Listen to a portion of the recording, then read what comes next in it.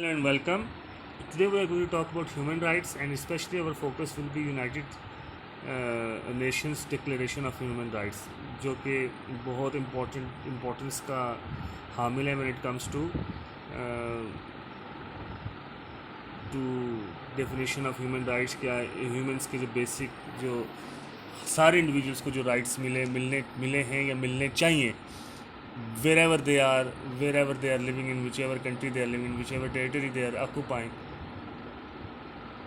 जो भी टेरिटरी वो ऑक्यूपाई कर रहे हैं जहाँ पे वो रह रहे हैं उनको ये सब राइट्स मिलने चाहिए. So let us start. It is as old as human being. जब से इंसान आया तो यही बात की गई थी कि उसको राइट्स मिलने चाहिए. They are bestowed to human beings by nature. Jurisprudence में whoever has studied about natural theory of law they knew it that अल्लाह ने इंसान को या whatever religion do you believe, nature has given you some rights. और natural law में भी यही बात की गई. Even when some of those natural lawyers who didn't believe in God, who didn't believe in the concept of God, still they believed that they were given by nature these rights. They are also called fundamental rights.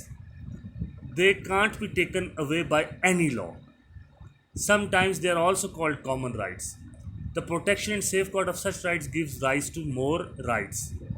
अब देखें ये एक बड़ा important जो है वो line है. इसका मतलब ये है कि वो जो राइट्स जो आपको बेसिकली मिले हुए होते हैं उनकी प्रोटेक्शन के लिए या अगर उनकी इन्फ्रिंजमेंट हो जाती है तो उनका जो अगर आपका एक राइट है और अगर वो राइट आपको नहीं मिला तो उस राइट को के ना मिलने की वजह से आपकी जो ग्रीवेंस है उसका जो रिड्रेसल है वो भी आपका एक नया राइट पैदा हो जाता है. यानी राइट की इन्फ्रिंजमेंट के बाद एक नया राइट पैदा हो जाता है कि अब आप उसकी उस इन्फ्रिंजमेंट को रिड्रेस किया जाए. UN Declaration of Human Rights 1948 is a significant milestone in such direction, जिसकी हम आगे बात करेंगे. Many states have incorporated such rights into their own constitutions. Conventions and treaties in modern era have realized such rights और international state. इसके अलावा भी कई कन्वेंशन और ट्रीटीज हैं लेकिन हमारा फोकस ह्यूमन राइट्स 1948 ही होगा. UN डिक्लेरेशन जो है. सम अदर इंस्ट्रूमेंट्स, कुछ और इंस्ट्रूमेंट्स की हम बात कर सकते हैं जिसमें convention on illegal human trafficking 1950 है, फिर convention of status of refugees 1951 है, फिर कन्वेंशन फॉर एबॉलिशिंग स्लेवरी 1956 है.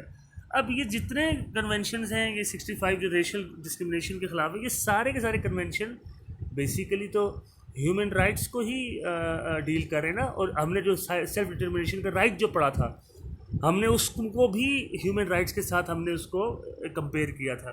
तो all of these conventions have paved way for realisation of human rights. It would be wrong to say that such rights were not present before such conventions. Just such customary rules were codified. अब देखें ना, ये कह देना जी कि ये जितने convention हैं इलीगल ह्यूमन ट्रैफिकिंग के, रिफ्यूजीज के, ये इससे पहले नहीं थे. इससे पहले भी एग्जिस्ट करते थे लेकिन सिर्फ कस्टमरी लॉ की सूरत में करते थे. फिर वही बात बार बार आएगी आपके सामने कि कन्वेंशनल लॉ ने कस्टमरी लॉ की इंपॉर्टेंस को कम किया और कन्वेंशनल लॉ ने जो कस्टमरी रूल्स थे जो इधर उधर बिखरे हुए थे उनको बाकायदा कोडिफाई किया है. Through rectification states undertake to make changes in their municipal laws if necessary. तो देखें इन रेक्टिफिकेशन से जो स्टेट्स ने जब याद रख लें जब इंटरनेशनल लेवल पे इंटरनेशनल सिनेरियो में कोई रूल कोई नया कोई कन्वेंशन आता है तो उसको अडॉप्ट करने के लिए हमने जिस तरह म्यूनिसिपल लॉ और इंटरनेशनल लॉ का जो आपस में रिलेशनशिप हमने पढ़ा था कि उसको अडॉप्ट करने के लिए कई दफ़ा जो मुख्तलिफ कंट्रीज़ हैं उनको अपनी लेजिस्लेशन में चेंजिंग लानी पड़ती है.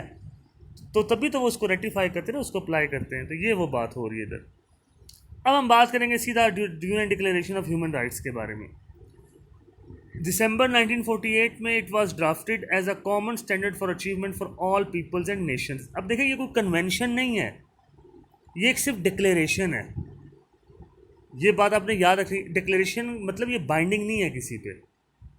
It spells out civil, political, economical, social and cultural rights that all human beings are entitled to. It is a yardstick by which standards of human rights in a state are measured.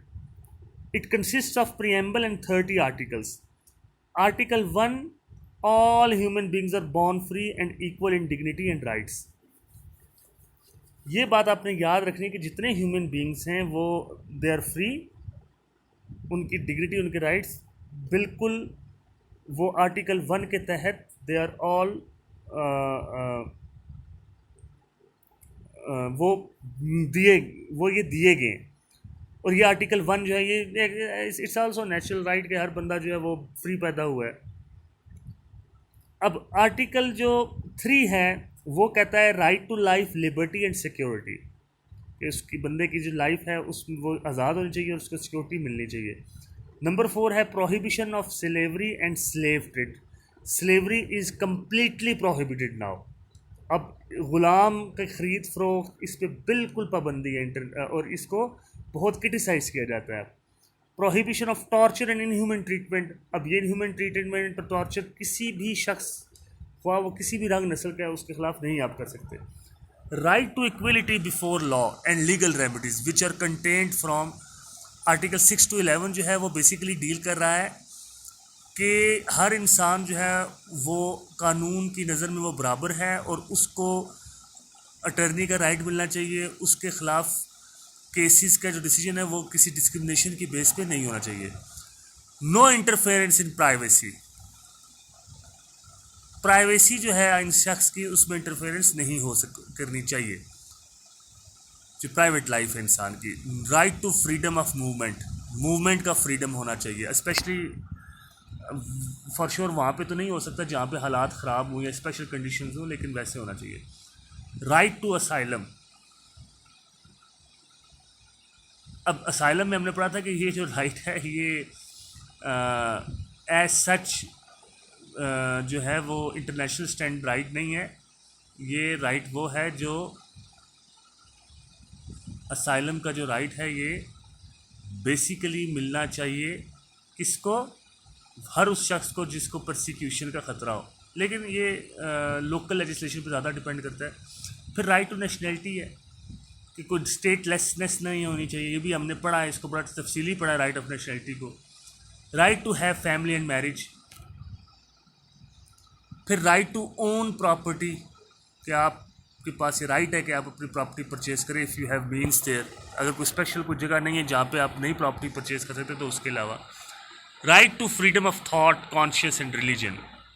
Freedom of thought it's a right, लेकिन again इस पे restriction ये लग सकती है कि आपकी that से और उस थाट्स को जो आप एक्सप्लेन करते हैं स्पीच के ज़रिए तो उससे किसी की दिल आज़ारी ना हो। आपकी जो कॉन्शियस है, आपका जो रिलीजन है, इसके ऊपर भी ये आप अपनी मर्ज़ी से आप रख सकते हैं अपना religion. Right to freedom of opinion and expression. Right to freedom of peaceful assembly and association, जो जमातें बनती हैं ये उसकी बात हो रही है। Right to take part in government in public service. आपके पास ये राइट है कि आप गवर्नमेंट में की जॉब्स के लिए अप्लाई कर सकें, पब्लिक सर्विस की जॉब्स में आप जाके अप्लाई कर सकें। आपको किसी रंग या नस्ल की वजह से आपको उस पर जो है वो डिस्करेज नहीं किया जा सकता। Economical, social and cultural rights ये 22 to 27 आर्टिकल्स में दिए गए हैं कि ये जितने इकोनॉमिकल, यानी आपका जो ये राइट है कि आप अपनी इकोनॉमिकल लाइफ को आप क्रिएट कर सकें, आप अपने सोशल कल्चरल लैंग्वेज को अपने की पासदारी कर सकें। आपके पास ये पूरा राइट है कि आप उनको ऑब्ज़र्व कर सकें। अब कंक्लूडिंग जो रिमार्क्स हैं जो United Nation declaration of human rights के, वो ये है कि every one is entitled to a social international order in which the rights and freedom set forth in this section can be fully realised. अब ये बात समझने की है कि ये कहा जा रहा है कि सोशल एंड इंटरनेशनल ऑर्डर ऐसा हो जहाँ पे आपको ये इस डिक्लेरेशन ने जो राइट्स दिए हैं आप उन राइट्स में को फुली तौर पे एक्सरसाइज कर सकें, उन फ्रीडम्स को। Number 2, duties to the community subject to such limitations as to have social order and peace. All such limitation should not be against purpose and aims of UN। अब देखें हर community की ये duty भी तो है ना कि इन सोशल ऑर्डर और पीस के लिए जो लिमिटेशंस बयान की गई हैं वो लिमिटेशंस की पासदारी करें, लेकिन ये पासदारी जो है वो UN के एम और पर्पस से अगेंस्ट नहीं होनी चाहिए। No state of group of people may take such measure to destroy such rights as declared in this resolution. अब बात यह कि कोई भी स्टेट है या कोई भी ग्रुप ऑफ पीपल है, वो कोई ऐसा काम नहीं कर सकते जो उन राइट्स को डिस्ट्रॉय करे जो इस डिक्लेरेशन ने आपको राइट्स दिए। तो नॉर्मली अगर आप इस पूरे को देखें तो इसमें कोई ऐसी कोई ख़ास बात नहीं है जो कि बहुत मुश्किल हो। वही राइट्स हैं जो स्पेशल, इवन अगर आप पाकिस्तानी कॉन्स्टिट्यूशन को देखें तो उसमें बहुत से ये राइट्स, तकरीबन ये सारे राइट्स जो हैं वो उसका हिस्सा हैं। दुनिया के मुख्तलिफ कॉन्स्टिट्यूशंस ने इन राइट्स को अपने कॉन्स्टिट्यूशनल उसका हिस्सा बना लिया हुआ है। तो this is the reason why it is very important to understand the United Nations declaration of human rights. Thank you and I will see you again.